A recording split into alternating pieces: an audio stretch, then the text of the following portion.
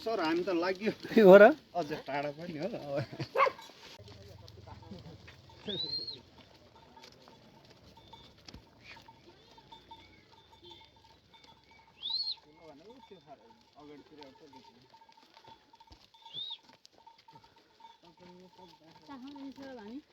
अझै होइन उहाँको घर सब यसो पर टाढा हो नि भाइ कत्रो छ नि बाख्रा 85 कत्रोटा 85 ए 85 यही हेर्दै कति बजी सुरु गरेको बाख्रा पालन राम्रो गर्नुभयो रहेछ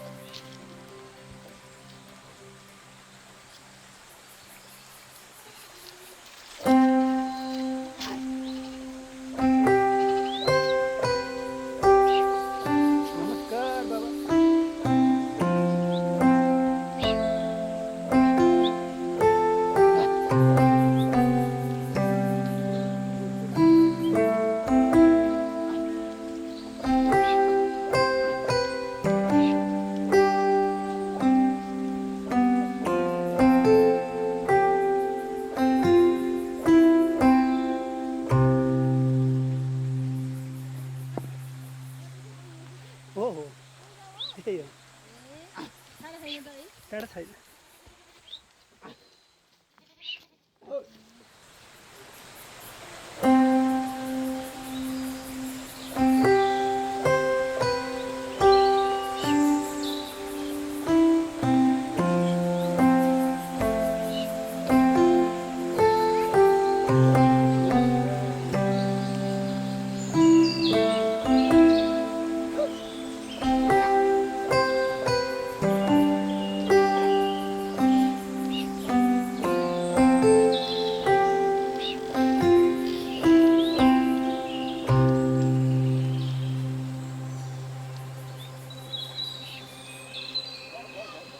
अहिले त खोर पनि एकदम राम्रो बनाउनु भएछ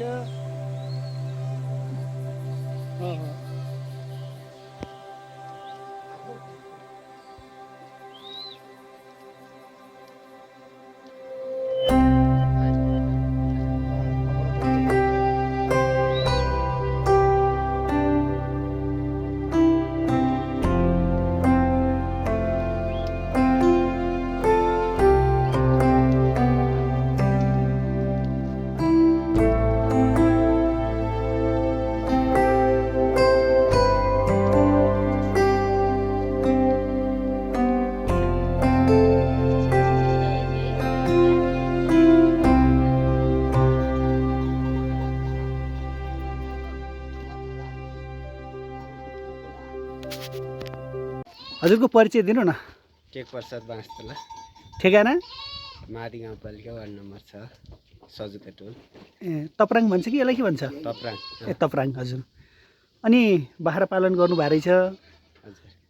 कतिवटा छ अहिले बाख्रा? अहिले सानो ठुलाहरू 90वटा। सानो ठुला गरेर 90वटा छ। हजुर। सबै खरी जातकै हो? कोही खरी, कोही जमुनाबारी, कोही हजुर मिसकट छ। अनि अब यो बाख्रा पालन अब चराउनु पनि लिएर जाने, कोही बाँध्नै गर्नुहुँदैछ। कस्तोलाई चराउनु लिएर जानुहुन्छ? कस्तो बाख्राहरू फेरि बाँध्नै गर्नुहुन्छ? खसी बोकाहरू बाँध्ने, अरू लिएर जाने हो कि कस्तो हो? खसी बोका बर्खा बाँधिन्छ, गुहारिन्छ, हिउँदमा छोडिन्छ। सानो बाख्रा 2-3 महिना घरमै राखिन्छ अनि फेरि चराउनलाई। अनि कति वर्ष भयो अरे हजुरले यो बाख्रा पालन सुरु गरेको? 10 वर्ष। 10 वर्ष भयो। हजुर। 10 वर्षमा कस्तो छ, प्रतिफल कस्तो पाइरहनु भएको छ? बढाउँदै लिएर जानु भएको छ कि होइन? भनौँ न, अब सुरुमा कतिवटा बाख्राबाट सुरु गर्नुभएको थियो? पहिला घरमा एउटा थियो, त्यसकै बिउबाट यत्रो। पहिला एउटा बाख्रा थियो, त्यसपछि बढाउँदै लिएर जानुभयो। 10 वर्षमा भनौँ न 90वटा चाहिँ पुग्यो। कति बेचियो नि? त्यही त, बेच्ने त कुरा भइहाल्यो। बेच्दै पनि 90वटा पुग्यो होइन? अनि अब बेच्ने कुरा आइहाल्यो। कसरी बेच्नु भएको छ यहाँबाट? कुटमलमै लान्छ। भनेपछि जोखेर हुँदैन? कोहीले जोखेर लाने हुन्छ नि, जोखेर दिनु भएन रहेछ। अनि कतिसम्म बढी पार्नु भयो नि? त्यो कुत्तै दिने भन्छ नि, यसो हेऱ्यो यति किलो होला भने अनुमानको भरमा दिने होइन? त्यो धेरै पर्दा खसी 18-19 हजार। 18-19 हजारसम्म पार्नु भएको छ। सानो भनेको 9-10 हजार, 10 हजारभन्दा माथि गर्छ। अनि गाउँमा तपाईँले यो काम गरेको देखिसकेपछि, बाख्रा पालन गरेको देखेपछि अरूहरूले पनि पाल्नु भएको छैन? यहाँ धेरै छन्, 10-12 गोठ छ। 10-12 गोठ छ। अनि घर परिवारमा हजुर एक्लैले हेरिरहनु भएको छ कि आमा बुवा दाजुभाइ को हुनुहुन्छ, उहाँले कसरी सहयोग गरिरहनु भएको? चराउन म जान्छु, यहाँ घर सानो पाठाहरूलाई घाँस दिने, पानी दाना पानी अरूले नै गर्नुहुन्छ। भनिसकेपछि घर चलाउनको लागि बाख्रा पालनले राम्रैसँग हुने रहेछ। जस कहिले अब भनौँ न अरू व्यवसाय गरौँ, अब कतिपयको हुन्छ बाहिर जाउँ भन्ने चाहिँ लाग्यो कि लागेन, मनमा आयो कि आएन कहिले काहीँ? लाउँछ नि, झरी बादल हुँदाखेरि। भनेपछि कहिले काहीँ झरी बादल हुन्छ, झरी बादलमा नि हेर्न पर्यो होइन? छुट्टी पाइन्छ। एक दिन बिदा नि नहुने भयो होइन? जस आलो पालो घर परिवारबाट हुन्छ।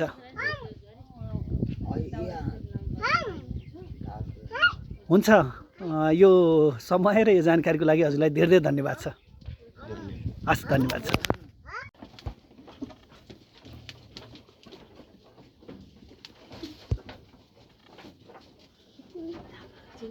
हजुरको परिचय दिनु न। मेरो सपना बास्तोला। बाख्रा यति धेरै पाल्नु भएको रहेछ होइन? अब यो चराउने कुरा त भइहाल्यो, अरू दाना पानी कसरी व्यवस्थापन गर्नुभएको छ, कस्तो छ? दाना घरमा हल्को अनि कोदो यसो पानी भयो भने अलि त्यसलाई के खाँदो रहेछ? मिक्सर गरेर। बाख्रा पालन गर्दाखेरि मुख्य चाहिने भनेको घाँस नै रहेछ।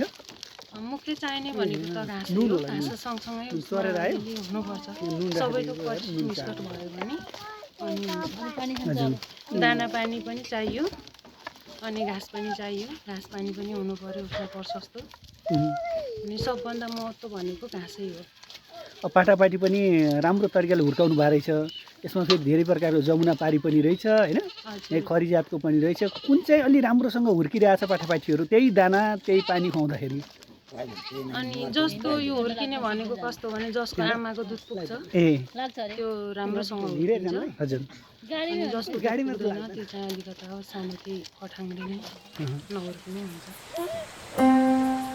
हुन्छ, यहाँलाई धेरै धेरै धन्यवाद छ ल।